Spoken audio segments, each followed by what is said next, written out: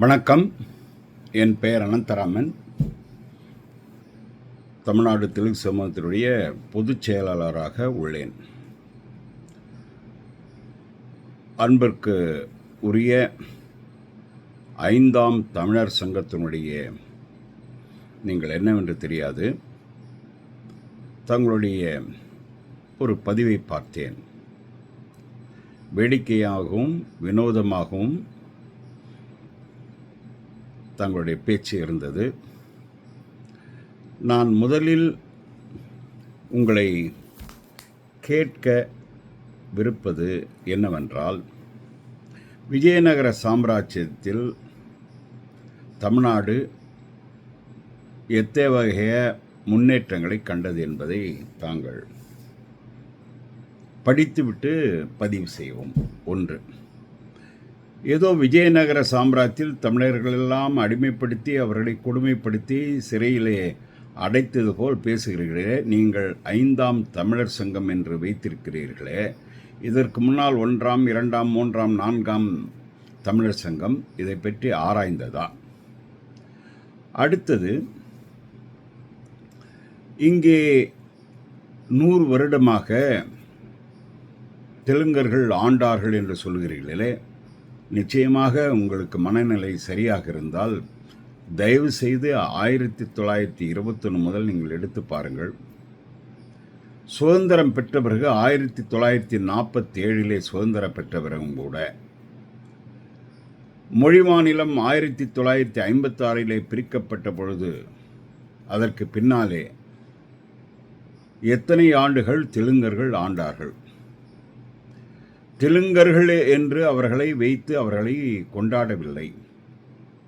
OPR அவர்கள் 1947 முதலமைச்சராக தமிழ்நாட்டிலே இருந்தார். அதற்கு பின்னாலே குமாரசாமி ராஜா அவர்கள் 2 வருடங்கள் இருந்தார்கள். ஓபி ராமசாமி ரெட்டியார், ஓபிஆர் என்று அழைக்கப்படும் ஓபிஆர், தான் இறக்கும் பொழுது அத்தனை சொத்துக்களையும் இந்த வள்ளலார் அமைப்புக்கு கிட்டத்தட்ட 300 ஏக்கரை அளித்துள்ளார்.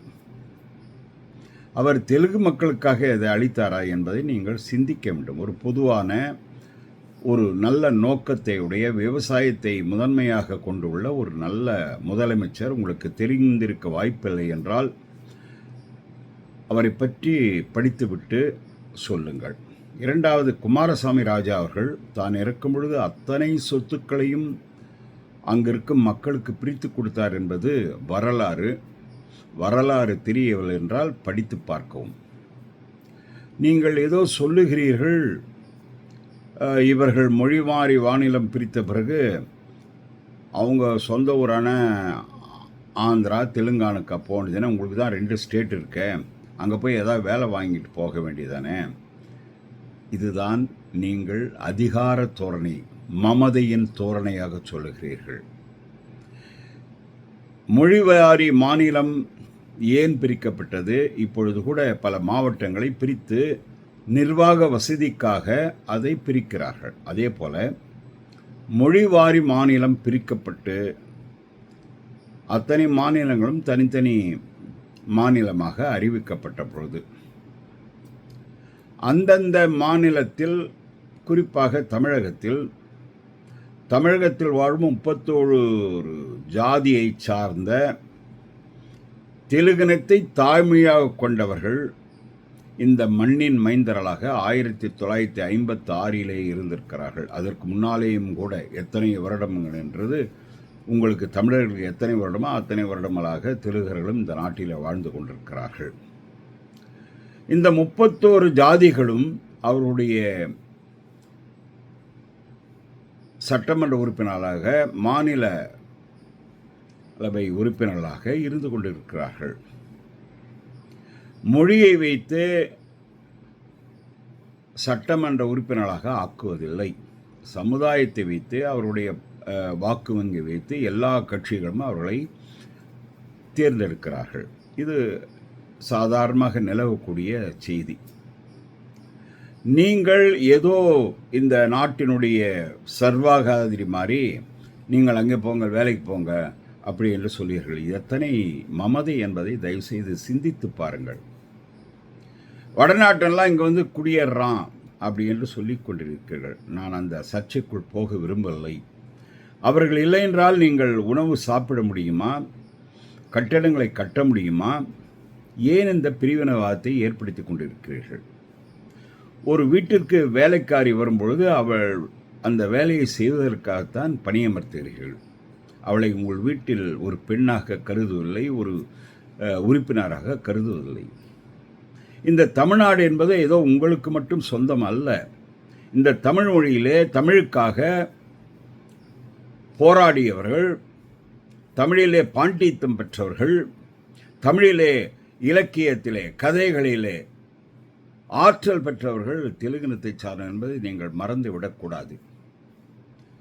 அத்தனை பேராற்றல் படைத்தவர்கள். இங்கே இருக்கும் தெலுங்கு மக்களுக்கு 99.9% தெலுங்கை எழுத படிக்க தெரியாது. தெலுங்கு மொழி பள்ளிகளை எங்களுக்கு சரியான முறையிலே தராதால் நாங்கள் அதை படிக்கவில்லை. பெரும்பாலான மக்கள் தமிழைத்தான் தன்னுடைய மொழியாக கருதி கொண்டு படித்து கொண்டு வருகிறார்கள். நாங்கள் எந்தவித பேதத்தையும் பார்ப்பதில்லை. அப்படி இருக்கலே இந்த விஷ விதையை ஏன் விதைத்து கொண்டிருக்கிறீர்கள்? இது தேவையில்லாத ஒன்று. நான் இன்னொன்று சொல்லிக்கொள்ள ஆசைப்படுகிறேன். நீங்கள் சொல்லுகிறீர்களே எங்களை தெலுங்கானாவிற்கு ஆந்திராவிற்கு அனுப்ப வேண்டும் என்று. எங்களுக்கும் தெலுங்கானாவிற்கும் ஆந்திராவிற்கும் எந்த விதமான சம்பந்தமே இல்லை. எங்களுக்கு அங்கே சொத்துக்கள் இல்லை, எதுவுமே இல்லை. நாங்கள் தெலுங்கு மக்களாக இருப்பதை விட தமிழை அறிந்த இந்த மண்ணின் மைந்தர்களாக வாழ்ந்து கொண்டிருக்கிறோம் என்பதே உண்மை. ஆகவே நீங்கள் ஒன்று செய்யுங்கள். நீதிமன்றத்திற்கு சென்று, உச்சமன்ற நீதிமன்றத்துக்கு சென்று ஒரு வழக்கை தொடருங்கள். இந்த தெலுங்கு மக்களை இங்கிருந்து விரட்ட வேண்டும் என்று வழக்கை தொடருங்கள். இல்லை, உங்களுக்கு அத்தனை அதிகாரமும் பலமும் இருந்தால் பாராளுமன்றத்திலே கூட்டி அதிலே இந்த தமிழ்நாட்டில் வாழும் தெலுங்கு மக்களை விரட்ட வேண்டும் என்று ஒரு சட்டம் இயற்றுங்கள். நாங்கள் ஏற்றுக்கொள்கிறோம். தயவுசெய்து இதே மாதிரி பிதற்றாதீர்கள். இது ஒரு மாநிலத்திற்கு நல்லதல்ல.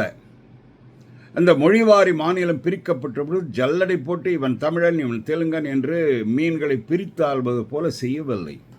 ஒரு எல்லை வகுத்தார்கள். அதற்குள்ளே வாழும் மக்களை எல்லோரும் அந்த நாட்டினுடைய அந்த மாநிலத்தினுடைய குடிமக்களாக நினைத்து அவர்கள் செய்தார்கள். இது ஏன் உங்களுக்கு புரியவில்லை? நீங்கள் இத்தனை வசனம் பேசியால் நீங்கள் பெரிய மாவீரன் என்று நினைத்து கொள்ளாதீர்கள். தயவுசெய்து இந்த விஷயம் விதைத்தவர்கள் என்ன ஆனார்கள் என்பதெல்லாம் உங்களுக்கு சரித்திரம் தெரியும். நகைமுகனிலிருந்து இதெல்லாம் ஏதோ ஒரு வேகத்துக்காக உங்களை 4 பேர் ஐயோ தமிழரெல்லாம் மதிக்க வேண்டும் என்பதற்காக பேசாதீர்கள். தமிழர்களை, தெலுங்கு மக்களையும் அவர்கள் மொழியால் வேறுபட்டதால் நாங்கள் சிறுபான்மை என்பதை நாங்கள் சொல்லிக்கொள்ளவில்லை. இருந்தாலும் கூட நாங்கள் சகோதரராக வாழ்ந்து கொண்டோம். இங்கே விதை விதைத்து பிரிக்க நினைக்காதீர்கள். அது உங்களுக்கு நல்லதல்ல என்பதை இந்த நேரத்தை தெரிவிக்கொள்கிறேன். உச்ச நீதிமன்றத்திற்கும் பாராளுமன்றம் சென்று இந்த சட்டத்தை ஏற்றி வாருங்கள். உங்களை ஏற்றுக்கொள்கிறோம். நன்றி, வணக்கம்.